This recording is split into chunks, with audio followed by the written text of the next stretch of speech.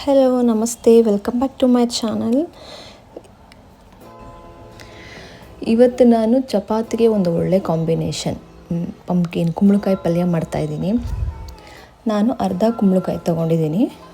ಅದನ್ನು ವಾಶ್ ಮಾಡಿಕೊಂಡು ಅದರಲ್ಲಿದ್ದಂಥ ಬೀಜ ಅದನ್ನೆಲ್ಲ ತೆಗೆದು ನೀಟಾಗಿ ಸಣ್ಣದಾಗಿ ಕಟ್ ಮಾಡಿ ಇಟ್ಕೊತಾ ಇದ್ದೀನಿ. ಸಣ್ಣದಾಗಿ ಕಟ್ ಮಾಡಿಕೊಂಡ್ರೆ ಸ್ವಲ್ಪ ಬೇಗನೆ ಬೇಯುತ್ತೆ. ಹಾಗಾಗಿ ಹೀಗೆಲ್ಲ ಕಟ್ ಮಾಡಿ ಇಟ್ಕೊಂಡಿದ್ದೀನಿ. ಈಗ ಇದಕ್ಕೆ ಒಗ್ಗರಣೆಗೆ ಬೇಕಾಗಿರೋದು ಈರುಳ್ಳಿ. ನಾನು 2 ಈರುಳ್ಳಿ ತೊಗೊಂಡಿದ್ದೀನಿ. ಸೊ ಈರುಳ್ಳಿ ತೊಗೊಂಡು ನೀಟಾಗಿ ಕಟ್ ಮಾಡಿಕೊಂಡು ಸಣ್ಣದಾಗಿ ಕಟ್ ಮಾಡಿಕೊಂಡು ಇದಕ್ಕೆ 5ರಿಂದ 6 ಮೆಣಸಿನ್ಕಾಯಿ ತೊಗೊಂಡಿದ್ದೀನಿ. ಅದನ್ನು ಉದ್ದುದ್ದಕ್ಕೆ ಕಟ್ ಮಾಡ್ಕೊಂಡಿದ್ದೀನಿ.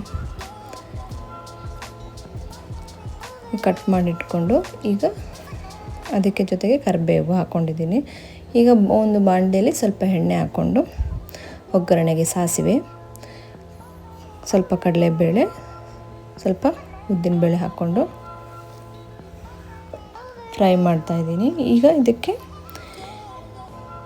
ತೆಗೆದಿಟ್ಟಿದ್ದಂಥ ಕರಿಬೇವು, ಮೆಣಸಿನ್ಕಾಯಿ, ಈ ಕಟ್ ಮಾಡಿ ಇಟ್ಕೊಂಡಿದ್ದಂಥ ಹಸಿಮೆಣಸಿನ್ಕಾಯಿ ಹಾಗೆ ಈರುಳ್ಳಿನ ಹಾಕ್ಕೊಂಡು ಮಿಕ್ಸ್ ಮಾಡ್ತಾಯಿದ್ದೀನಿ.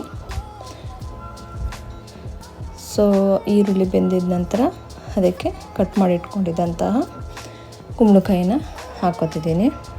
ಸೊ ಹಾಕ್ಕೊಂಡು ಚೆನ್ನಾಗಿ ಫ್ರೈ ಮಾಡಿಕೊಂಡು ಸ್ವಲ್ಪ ಎಣ್ಣೆಲಿ ಚೆನ್ನಾಗಿ ಫ್ರೈ ಆದಮೇಲೆ ಅದಕ್ಕೆ ಸ್ವಲ್ಪ ಉಪ್ಪು ಹಾಕ್ಕೊಂಡು ಫ್ರೈ ಮಾಡ್ಕೊತಾ ಇದ್ದೀನಿ.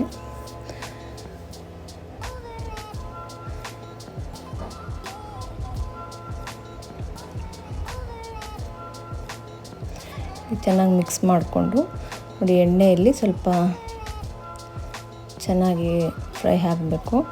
ಅದಾಗಿದ್ದ ನಂತರ ಇದಕ್ಕೆ ಸ್ವಲ್ಪ ನೀರು ಹಾಕ್ಕೊತಿದ್ದೀನಿ. ತುಂಬ ಹಾಕ್ಕೋಬಾರ್ದು, ಸ್ವಲ್ಪ, ಯಾಕಂದರೆ ಬೇಯಬೇಕಾದ್ರೆ ಸ್ವಲ್ಪ ತಳ ಹಿಡಿದು ಬಿಡುತ್ತೆ ಅನ್ನೋದಕ್ಕೋಸ್ಕರ ಅಷ್ಟೇ. ನೀರು ಹಾಕಿಲ್ಲ ಅಂದರೂ ನಡೆಯುತ್ತೆ, ಕಮ್ಮಿ ಊರೆಲ್ಲ ಬೇಯಿಸ್ಕೊಬೋದು. ನೋಡಿ, ಸ್ವಲ್ಪ ನೀರು ಹಾಕಿದ್ದೆ, ಅದು ಹೇಗೆ ನೀರು ಬಿಟ್ಕೊಂಡಿದೆ ಅಂತ ಅದೇ ನೀರು ಬಿಟ್ಕೊಳ್ಳುತ್ತೆ. ಹಾಗಾಗಿ ಸೊ ಈಗ ಅದೇ ಹಿಟ್ಟು ಚಪಾತಿಗೆ ಕಲಸಿಟ್ಕೊಂಡಿದ್ದೆ. ಸೊ ಹಾಗಾಗಿ ಚಪಾತಿ ಮಾಡ್ಕೊಳ್ಳೋಣ ಅಂತ. ಅದು ಬೇಯ್ತಾ ಇದ್ದ ಹಾಗೆ ಚಪಾತಿ ಮಾಡ್ಕೊಂಬಿಟ್ರೆ ಬೇಗನೆ ಆಗಿಬಿಡುತ್ತೆ.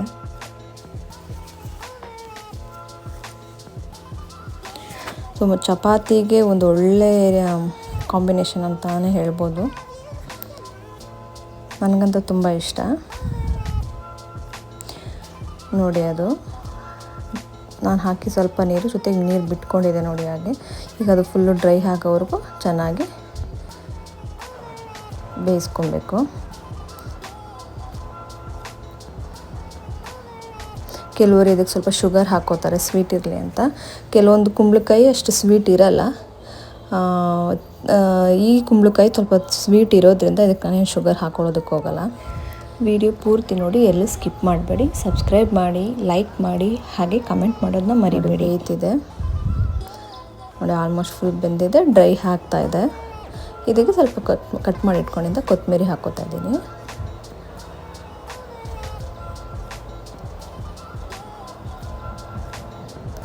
ಮಕ್ಕಳಿಗೂ ತುಂಬ ಇಷ್ಟ ಆಗುತ್ತೆ ಇದು.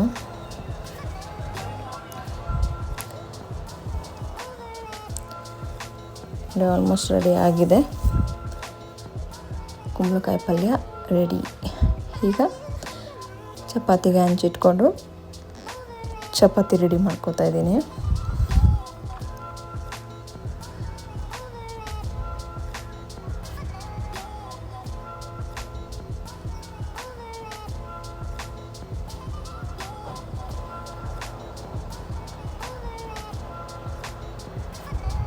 ಚಪಾತಿನೂ ರೆಡಿಯಾಗಿದೆ ನೋಡಿ. ಚಪಾತಿಗೆ ಒಳ್ಳೆ ಕಾಂಬಿನೇಷನ್. ಕುಂಬಳಕಾಯಿ ಪಲ್ಯ ರೆಡಿ. ಸೊ ನಿಮಗೆ ಈ ರೆಸಿಪಿ ಇಷ್ಟ ಆದಲ್ಲಿ ಪ್ಲೀಸ್ ಕಮೆಂಟ್ ಮಾಡೋದು ಮರಿಬೇಡಿ. Thank you.